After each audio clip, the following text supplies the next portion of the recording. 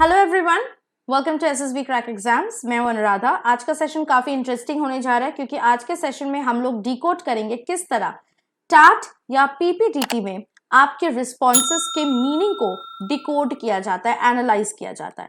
So before we begin, let us look into one picture. I hope कि आपको ये picture बहुत clearly दिख रहा है। You can see two women are standing, preferably in a laboratory, wearing lab coats. And आप देख रहे हैं कि उनमें से एक वुमन जो है कुछ टेस्ट कर रहे हैं in the test tubes, and one woman which who can be taken as an older woman is looking into the this woman's direction. तो टैट में ऐसे जो पिक्चर्स है वो बहुत कॉमन है और इन टैट के पिक्चर्स को देख के कैंडिडेट्स के मन में बहुत सारे थीम्स आते हैं। तो जिस तरह के थीम्स कैंडिडेट्स अपने एसएसबी इंटरव्यू में लिख के आते हैं फॉर टैट पिक्चर्स, उन थीम्स को psychologist have divided into 3 categories. देख लेते हैं ये कौन से कैटेगरीज है। Number 1 is a theme of achievement. Number 2 is a theme of affiliation. And number 3 is a theme of power. अब इसका मतलब क्या है, एक एग्जाम्पल से समझ लेते हैं। अगर आप इस पिक्चर को ध्यान से देखो तो आपको यहाँ पे, as I said, 2 women could be seen very clearly testing something in a laboratory. So some people will emphasize the nature of experiment or scientific discovery. इससे क्या रिफ्लेक्ट होगा? Writer's interest in achievement and success of some sort. क्योंकि अगर आप कुछ lab में test कर रहे हो, कोई साइंटिफिक डिस्कवरी कर रहे हो, it is obviously an achievement, right? तो इस थीम पे ज्यादातर बच्चे, ज्यादातर कैंडिडेट्स लिखेंगे। एक दूसरा थीम भी यहाँ पे आएगा जो again the next category of students or candidates will write, and that is the nature of friendship or the nature of relationship between the two women, जिनको आप शॉर्ट में एफिलिएशन भी कह सकते हो। यानी ऐसे कैंडिडेट्स रिलेशनशिप के बारे में बात करेंगे between the two women. The third kinds of candidates will basically focus on the difference of status between the two women. That is, कोई कहेगा कि एक स्टूडेंट है, एक टीचर है, कोई कहेगा कि एक प्रोफेसर है, एक उनका असिस्टेंट है। तो बेसिकली यहाँ पे स्टेटस के डिफरेंसेस के बारे में these third type of candidates will be talking about, और ये रिफ्लेक्ट करेगा कि the candidates concept of power and status in the story. तो अभी देखते हैं कि एक एक करके इन थीम्स को कैसे एनालाइज किया जाता है by the psychologist in specifically TET.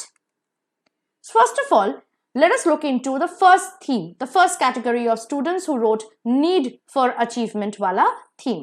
तो बेसिकली जो स्टूडेंट्स लिखते हैं इस पर्टिकुलर थीम पे, वो बेसिकली 4.5 to 8.5% लोग होते हैं। एवरेज 5.7% कैंडिडेट्स जो होते हैं वो इस थीम पे अपने स्टोरीज को लिखेंगे। बेसिकली जितना ज्यादा कैंडिडेट्स लिखेंगे या जितना ज्यादा आपकी ये थीम आपके स्टोरीज के थ्रू देख पाएंगे साइकोलॉजिस्ट, उतना ज्यादा वो अपने अपने थीम्स को अचीवमेंट को रिलेट करेंगे। यानी वो ये दिखाने की कोशिश करेंगे, एनालाइज करेंगे that you are after your achievements और you are proud of your achievements और you like achieving a goal in your life.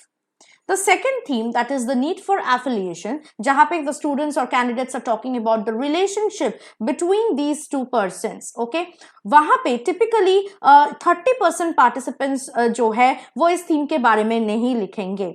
On the other hand बहुत ही कम बच्चे जो है कैंडिडेट्स इस थीम के बारे में फोकस करेंगे। तो again this will show that he or she, the candidate, respects human relationships in his life, or they value relationships in their life more than anything else.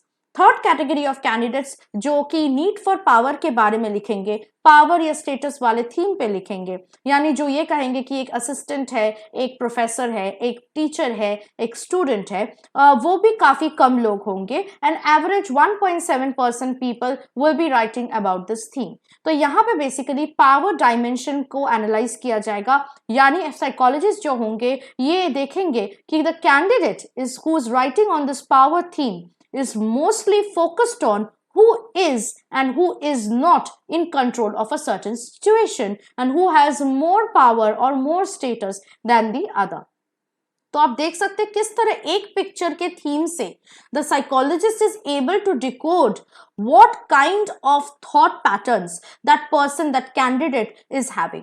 इसके अलावा कुछ और चीजों से भी आपके स्टोरीज के थ्रू वो साइकोलॉजिस्ट एनालिसिस करते हैं। देख लेते क्या है। आप अपनी स्टार्ट स्टोरीज में अगर सेल्फ रेफरेंसेस देते हो, यानी कि कुछ ऐसी चीजें लिखते हो जो आपको ही घुमा फिरा के रेफर कर रहे हैं, तो ऐसे लोगों को इनसिक्योर, नर्वस और पॉसिबली डिप्रेस माना जाता है। बट अगर वो पॉजिटिविटी से भरा हो and still you are referring those things to yourself, it is said that the psychologists consider these individuals to be more honest. Then आपके सोशल वर्ड्स पे फोकस किया जाएगा, यानी आप सोसाइटी के लिए कुछ अच्छा चीज करना चाहते हो, आप सोसाइटी के बारे में ज्यादा सोचते हो, कुछ social words like they, she, friends, family, ऐसे सोशल वर्ड्स को भी एनालिसिस किया जाता है, साइकोलॉजिस्ट करते हैं। और उनके लिए ऐसे लोग जो ज्यादा से ज्यादा सोशल वर्ड्स अपनी स्टोरीज में, टैट की स्टोरीज में यूज करते हैं, they are considered to be more outgoing, more socially connected with others, which is obviously a good point. The third thing that the psychologists look into is how many positive emotion words you are using in your stories. तो अगर आप positive emotion words like happy, love, good ऐसे positive emotion के शब्द use कर रहे हो, then they will take you as optimistic persons, because the psychologists will consider that you feel good about yourself and that is why you see the goodness in other people in a way. But on the other hand, अगर आप negative emotion word ज्यादा use कर रहे हो अपने stories में, जैसे sadness, किल, afraid, तो ये शो किया जाएगा that you are a pessimistic person and that you are full of anxiety और you can even be neurotic for obvious same reason. अगर आप खुद नेगेटिव हो तो आप बाकी लोगों को भी नेगेटिवली लोगे। The last thing that they consider in your stories is big words, that is words with more than 6 letters. अगर आप बहुत बड़े बड़े शब्द लिख रहे हो जहां पे 6 लेटर से ज्यादा शब्द है, then these people are considered to be of less emotional and oftentimes psychologically distant or detached from others. ठीक है, बहुत ज्यादा cold माना जाता है और detached माना जाता है। ओके, सो इस तरह साइकोलॉजिस्ट जो है आपके टैट के स्टोरीज के थ्रू आपके कैरेक्टर या पर्सनालिटी को डिकोड करते हैं। सो आई होप कि आपको बिल्कुल क्लियर आइडिया आ गया हो कि किस तरह टैट के स्टोरीज को एनालाइज किया जाता है। तो ऐसे अगर आपको और भी इंफॉर्मेशन की जरूरत है, what you need to do is get yourself enrolled into SSB interview online course, which is the best online course in the entire market. For that you need to download our SSB crack exams learning app from the Google Play Store and get yourself enrolled into it.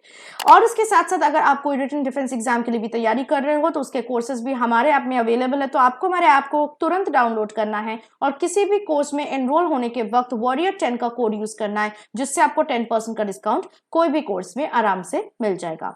So I hope the session was useful and काफी insightful for you. So for more sessions like this, you need to stay tuned with us and always stay positive and motivated. जय हिंद।